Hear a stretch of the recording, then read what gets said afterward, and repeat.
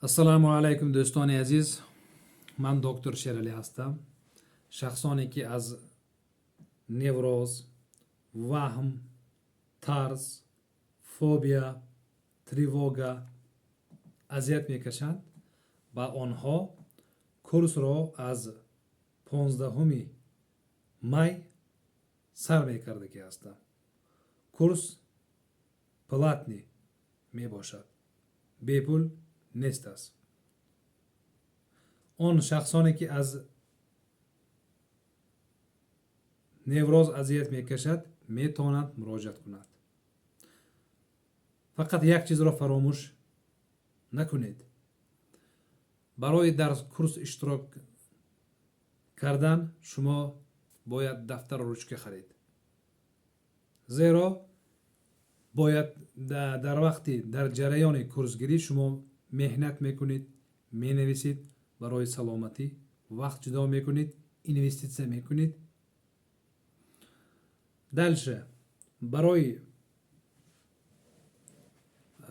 ба дарсҳо вақт ҷудо кардан 30 дақиқа ёки 40 дақиқа вақти худро мумкин 1 соати вақти худро сарф мекунед. ғайр аз ин 20 дақиқаги 2 маҳал, ҳамаги 40 дақиқа ё 30 дақиқаги 2 маҳал, як маҳал 2 маҳал, яъне аз 30 то 60 дақиқаро шумо машқ ва массаж, гимнастикаҳоро мекунед. карданатон лозим аст. агар шумо тавсияҳои духтурро нағз кунед, яъне нағз амал кунед ба тавсияҳои духтур, ба шумо ба худатон нағзӣ кардагӣ мешед. шумо барои духтур ё барои ҳамсоя ҳаракат намекунед.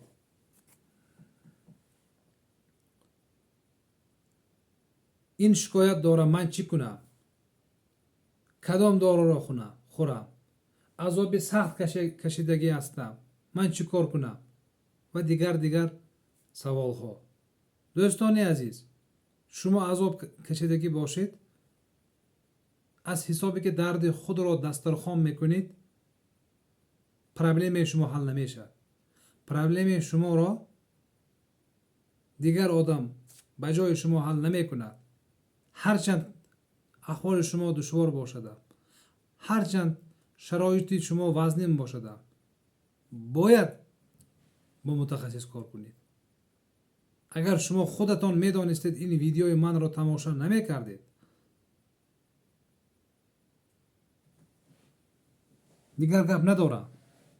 дар зери видео номери ватсапро мемонам, номери телеграмро мемонам.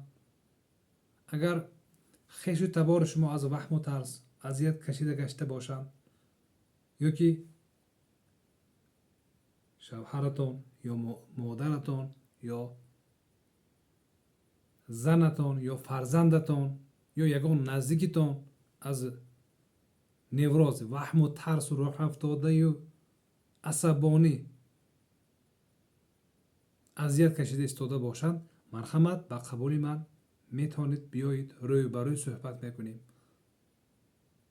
бо шахсоне ки аз невроз азият мекашанд, ман бо инҳо 5, 10, 15, 20 дақиқа гап намезанам, бисёртар гап мезанам.